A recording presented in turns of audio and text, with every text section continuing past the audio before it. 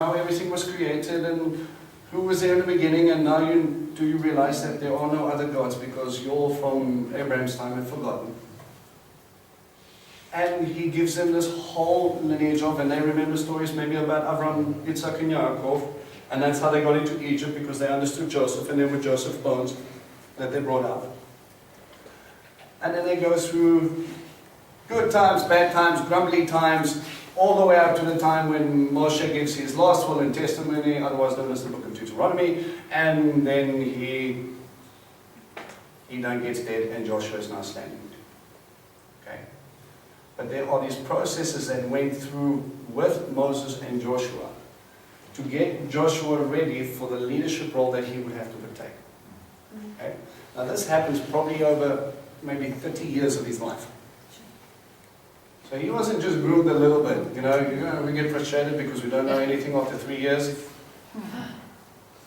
Joshua slowly but surely gathered, watching God dealing with Moses. Learned the lessons that Moses had to learn so that he wouldn't have to make the same mistakes. So Joshua, being prepared not just to be a shepherd in the wilderness, but to become a general, to go out and lead an army. I don't have time to learn lessons. I've learned them. Now I need to act them out. Okay. So this, yeah. Joshua at this point must be like in the 60s or 70s. Well, it's kind of 20 years. I mean, he must have been about 20 or 30 when he went into Canaan. at least 20. And then 40 years in the wilderness. Yeah. He was an old buddy. If you look at Caleb. By the time Caleb had finished conquering, he was in the region. When he crossed over, we gathered at about 78 years old. And then by the time they finished conquering what they took on, when he took on Kiryat Arba, which is Hebron, the conquering of Canaan, he was about 85 years old at that time. And here we have old Caleb taking on giants in Hebron. So never too old, huh? Never too old. He's like, my eye have not dimmed, I'm still as strong and vigorous, I can go climb mountains, give me Judah, I'm going to go give me the territory of Kiryat Arba. And he went and he cleaned it up. It's true. But he didn't enjoy the role, I don't think, because for a couple of times Father says to him, be strong, be courageous, I'm with you. We'll get there. All right. No, it's a good point. Keep that point. All right. Basically, where do we fit this portion of Joshua into our collective book study? You have something called an Old Testament. Your Old Testament was not the name that it originally had. It was called a what? No, it was called a Tanakh. Yeah. Okay, how do we break up the word Tanakh? Torah, Torah, prophets, prophets, or or writings. Navi, or Nevi'im, and The writings. the writing, which is the Ketuvim. Yes. Okay. Nevi'im. Alright, so it's 3 sections of books, collections of. He gets put in what they call the early prophets. Okay, and the early prophets are the start of this entire thing, which is kind of interesting because you think Moses would have been included as a prophet. No? He gets given this, he gets given this part of the story, Torah, and then we've got the Nevi'im, which is where we start to get into this book called Joshua. Alright, so I'm going to look into a few places in Torah. I found this very interesting. Joshua gets mentioned 7 times in Torah. 7 times his name pops up. So we can look at 7 different lessons. What is God teaching Joshua to become Yehoshua through the leadership or through the rabbiship of Moshe? Okay? While we hear Yehoshua means what? God saves. Yeah, saves. You cannot do this by yourself. I'm going to have to do that. Remember, that is the first letter of the Tetragrammaton. What's a Tetragrammaton? The 4 letters of God's name. Yud, He, Vav, He. Okay? Alright, so he says, I am going to do this through you. You can't do this by yourself. I'm going to do it. Just like he did with Moshe. His function changes. Right, his function is going to change. Joshua is not going to act out in his fleshly self. Now it's going to be spiritually empowered that God is going to do something through him. He needs to be available, he needs to be obedient, and he needs to get out of the way. What do I mean by get out of the way? Don't get stuck here. Don't get stuck in your head about how you're going to do this. You can't. Start asking the questions about, Abba, what do you want me to do so you can do this? I need you to stand 3 paces to the left. That makes no sense whatsoever. I know. Do it anyway. Okay. Now what? Okay, arrow flies past your head. I'd be dead if I did it. Alright? Makes no sense when he takes on Jericho. Walls. We need to build siege ramps, and we need to build weaponry, and we need to get this army organized. And he goes, no, I want you to go for a little walk. Take some shofars and go walkies. I am going to do this. Let no man, and this is also a lesson in itself. Remember, when Moses was told to go get water the second time, that led to the balagan that he had to stay behind. What did he do? What did he and Aaron make the mistake of? Doing it the hard way. It wasn't the striking of the rock. He struck the rock the first time, it was fine. Second time he said, speak. And he goes, okay, but he struck the rock, but it's what he said afterwards that made, or before that made the, let's say, the sin a little bit bigger. Yes. What did he say? I will. Shall we give you this water? You know what? The water came. The water came. God was still merciful to his people. But he says, Moses, they're starting to look to you instead of to me. Mhm. It became a Moses testimony instead of a God testimony. And that's a dangerous game to play. Because let's think of Moses' death. If they knew where he was buried, how many of you think that there would be a monument unto Moshe where people will go and mourn there every year? How many of you have guys seen the videos of Lag BaOmer?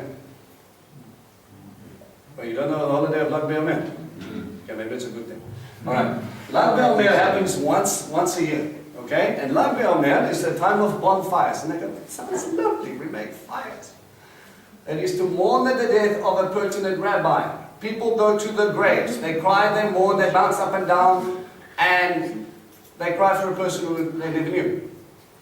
Oh, does it sound a little bit like That's what the bonfires are for. Oh, okay. All of a sudden, our Chassidim have become a little bit less stay away from the graves, says Torah, to I'm going to go and I'm going to pray to this rabbi and I'm going to spend all night with him so that he will give me some of his water. Good luck with that. Like when God specifically says, you know, there was a very interesting practice back in the day that people used to sleep on top of the graves. Yeah, so oh, don't worry, when he ascends and he's going to come up in me, I'm going to get some of that good stuff. If you're looking to a man, you've made a mistake. Listen to me, if you're following men, and understand, God gives you this rabbi, leadership, disciple, he puts leaders in place, but if you're looking to the man, he will remove the man. We need to be focused that it is what God is doing through the man. I am praising him. Remember when Messiah says, when you give, okay, that for what? What's the purpose of me giving tzedakah? So that others who see your good works would praise the God in heaven. They don't go, wow, that's a real sadiq. You don't go pat him on the back, you know, he's really doing. No. Why don't you praise God for him? Because he's obeying God. Nothing in himself is telling him to give his money away. Why are you giving money away? Because I want to please my Father. I'm helping them because God told me to. Who should the praise go to? The person who's doing it or the one who gave the instruction? Don't get stuck looking at the man. Moses, you're getting in the way, my boy. I need them to see. You're not going to live forever. And I've got another little bit of a story we've got to go here. We need to go conquer the land. We need to go destroy some cities. And, you know, Moses is 120. Do you think it might have been a bit too much for Moses at that time? Yes, he was full of vigor and his eye had not dimmed. But a 120-year-old man going to conquer cities and running around leading armies? Sometimes we need to learn to say, okay, the next generation needs to take control. Joshua needs to step up into that role, or he'll be an understudy all of his life. Well, I mean, Joshua also, if you go to Ezekiel 33 verse 11, so in Exodus 33, 11, Joshua often stayed behind in the tent of meeting. We're going to get to that now. That's a very good point, and one of the most powerful things I believe that made Joshua who Joshua was. All right. So, we've got a few interesting little principles that we have here. Okay. Can I give the first one? No. I'll give you the first one. I want to. All right, I want you to go to Exodus 17. Any spoken stuff we were supposed to talk about?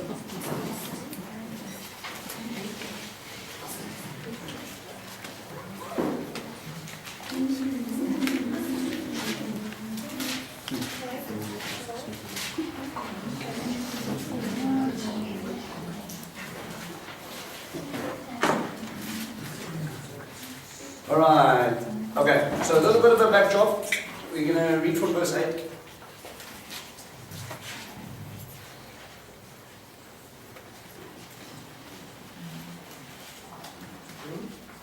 Around verse 8 and onwards. Okay, what's happening more or less in Exodus 17? Exodus 19 is when we get to Mount Sinai. So you've studied the whole man, like good Talmidim you are, and there has been a process that's been going on. We've had Red Sea crossings, we've had 3 days of no water, and then we find what? Marah. Then after God heals the water, then we go to Elim. After Elim, we have quail and manna, and after quail and manna, we hit the speed bump. Name of the speed bump, verse 8. Amalekites. All of a sudden, God taking them around, saves them from battle against Pharaoh. Allows the Amalekites to come. Now what were Amalekites normally pretty good at? Slave trade. And that's why they attacked from the back. They took the weak. They attacked those at the back there, the old or the young who can't keep up with the strong in front.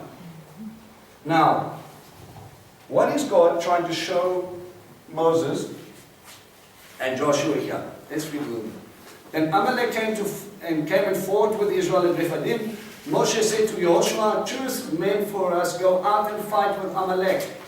Tomorrow I will stand on top of the hill with God's staff in my hand. Joshua did as Moshe had told him and fought with Amalek. Then Moshe, Aaron, and Hur went up to the top of the mountain. When Moshe raised his hand, Israel prevailed, but when he let it down, Amalek prevailed. However, Moshe's hands grew heavy, so they took the stone and put it under him, and he sat on it. Aaron and Hur held up his hands, and the one on one side and the other on the other, so that his hands stayed steady until sunset. Thus Joshua defeated Amalek, putting their people to the sword. Okay. So, who are the Amalekites, and why does Moses know exactly who they are? They're slaves. Oh, they were slave traders, yeah? They're probably brought slaves to Egypt. Not just Egypt. Where was Moses spending the last 40 years before this? Amalek, Amalekites, were next to or neighbors of the people of Midian. The Midianites, who were they? Eh? Saudi Arabia. Descendants of Abraham's son. Well, yeah, but let's bring it to comparison to where Moses is. Yeah. Yeah, Zipporah, remember Jethro was a priest of Midian. Right? These guys were neighbors. So we understood that the Amalekites and the Midianites, these guys were staying on opposite or closely enough to know enough about them. I spent 40 years looking after sheep in that region.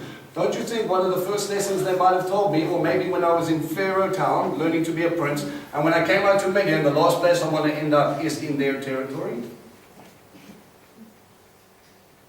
So, He recognizes who they are and he understands what they're about. Are they going to attack us head on? Not those guys. Moses understands the enemy he's facing. Does Joshua? No. Not yet. Not really. Okay? But there's something else here. So, Moses as a good leader knows the circumstances for what he's facing. And then he goes up and he goes, I'm going to go climb a mountain. You gather men. Joshua, pick the best. Then go out.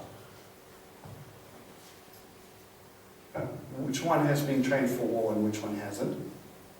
Moshe has been trained for war. Moses is a prince of Egypt. He studied the art of warfare. What does Moses do? Pick up a sword? What does he take? A staff. And he goes up to a mountain and he goes and he prays. Right? And he takes 2 guys with him.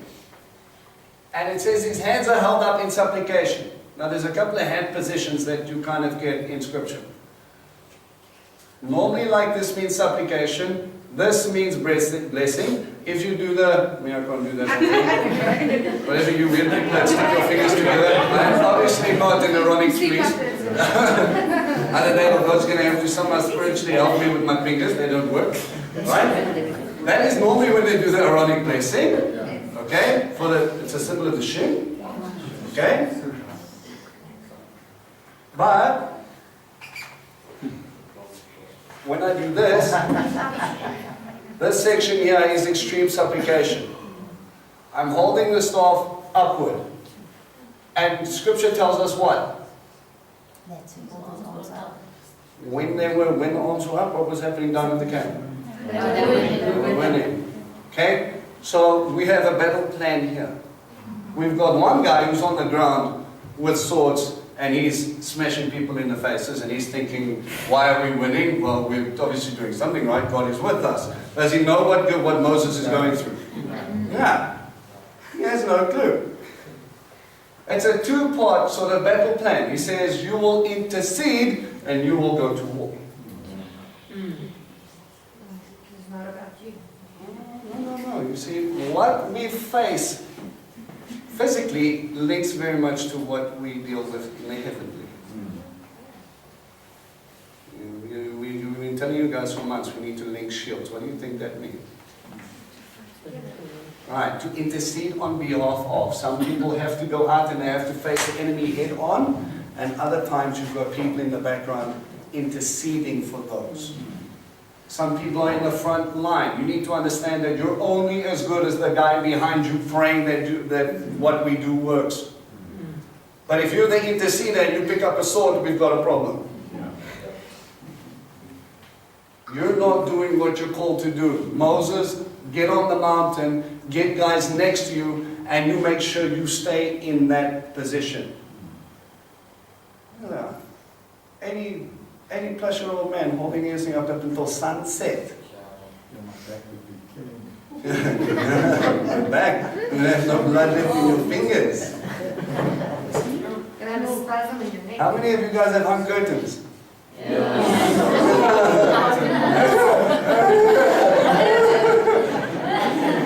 hours later, nothing wants to work anymore, but we're strong, huh? Now you must hold the staff for hours and hours and hours and hours and hours on end. And every time you drop, okay, get it. And let people stand with that. And then as you drop, you see them lose ground. As you stop, supplication. Then the battle starts to lose. You start to lose ground. Later, they get told he needs to write this down. Why? There's a lesson in it. Right. Joshua didn't know. We won. Did you see we won? What's wrong with Moses? He needs to lie down a little bit. Grandpa's so tired. Don't understand. All he did was stay in the camp. There's a lesson in that. He needs to understand. Okay? Moses understands the circumstances, he understands the enemy, but he also understands how to attack that specific enemy. He never went and he said, all right, full battle plan, everybody get inside the camp, square off, everybody to the front line. Those guys attack from the back. Those guys take on the weak. Those guys will capture the children. Pull the line, get them behind you. Joshua, you know who's best. Move. Let me do my part. And Joshua will later, as he leads, as he goes to conquer Canaan, he will need to understand the enemy. He will need to know how and what brings victory. It is not through the strength of your arm, my boy. It is through the supplication and the battle plan of your God. Understand. It is not just the physical guys you're fighting, but it's also the spiritual guys behind them. And they're not declaring warfare. He is appealing to God to intervene. He is lifting up Joshua and Israel and he's saying, Abba, if you do not do something, we are going to lose people. Intercession is a hallmark of these great men of God. Abraham, Sodom and Gomorrah, let me negotiate God down. You've got chutzpah, boy. Don't be angry, but what happens if there were 5 less? I know you said 45, but what happens if there are only 35? Let me just talk this one more time. 25? Okay, 20. Okay, well, while we're there, what about 10? And he stands, and God allows the conversation to happen. Why? Because you need to understand that that's my creation too. You intercede for those that are on the front line. You intercede for those that are going through battle. And Moses, understanding this when they took on, remember, God taught him this when he took on Pharaoh. God took on the gods. And he showed them that this thing that they were worshipping wasn't real, it doesn't exist. But there was also some sort of unkosher power that was allowing their wise men to duplicate things that God was doing. You know? They were never able to reverse. They only made the situation worse, which for me is daft. We get fresh water and the first thing we do is we turn it into blood. Good job, Skippy. What are we going to drink now? God allowed them to find fresh water. He was merciful in their judgment. Everything. The Nile turns to blood. The bowls and the pitchers in the houses turn to blood. But He allows them to dig next to the Nile and they get fresh water. Well, brother, you would have wiped out Egypt. And then you sit down and then you go, okay, we have fresh water, guys, wise men. Turn into blood. Not clever. Where were they getting that power? From the enemy. Right. It's not sleight of hand when you throw a snake down and another snake and your staff disappears. Okay? If we understand it correctly, it could be a crocodile. Where do I pull a crocodile out of? Exactly. You're going to lose lots of me in the process. But He turns these things and then there's this battle that takes place and God wins. Where were they getting their power? Guys, we are dealing with a supernatural enemy as well as people physically coming up against them. Iran doesn't understand why Iran hates Israel. Iran just knows it does. It is a strange thing to talk to Arabs who have never met Jews and they go, I hate them, I'll kill them, I'll destroy them. Why? What did they ever do? Have you ever met one? No. You even know what they look like? And 20 things. You know, why? They don't know. What they understand is what's in their head, and that is filtered into their heart. They don't understand it because the enemy has poisoned the soup, and now they've drunk it, and then they're going, okay, this is what I am, and this is what I understand.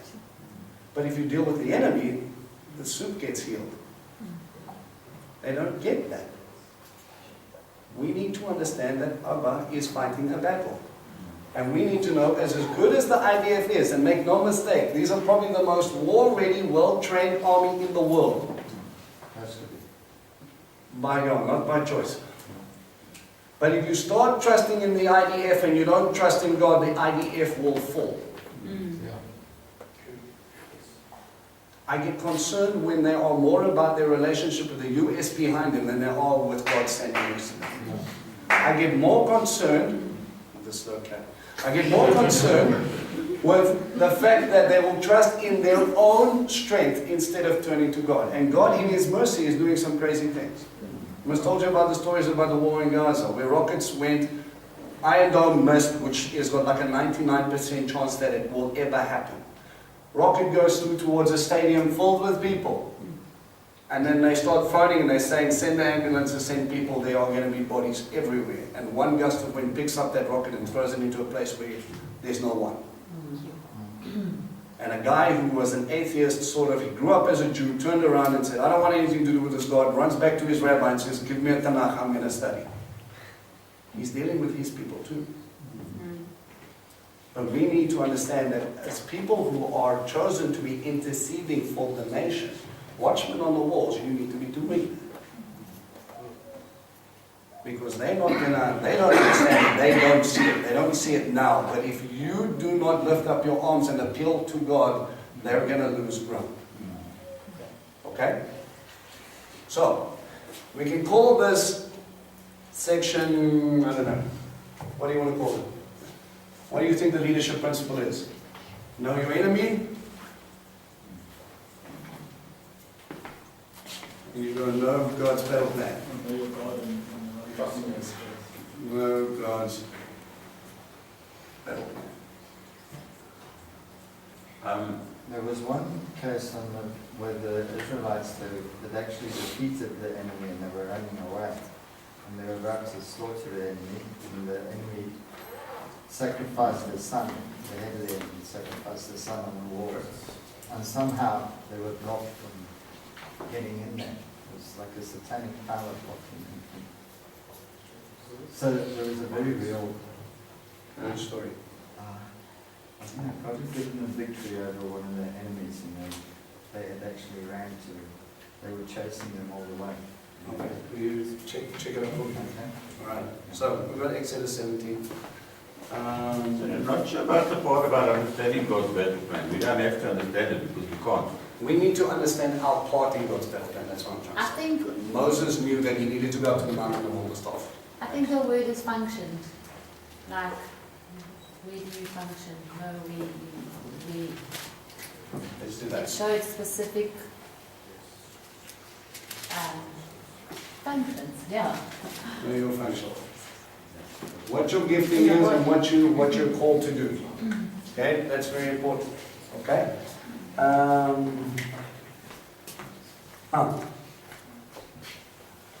It's an interesting thing that this happened at Rephidim. If you look up the word or the shoresh that comes from Rephidim, it means a soft, sandy place.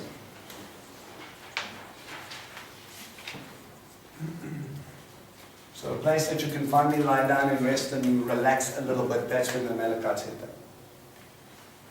Okay? Okay, go to Exodus 24.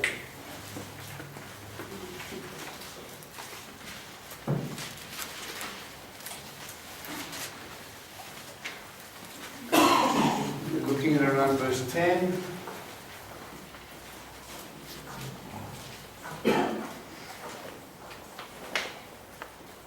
Around verse 10 and onwards, around verse 8 and onwards. Okay, so what happens with, where are we now, more or less? Exodus 19:20, we come up to Sinai. Okay, so we are, when do we really leave Sinai?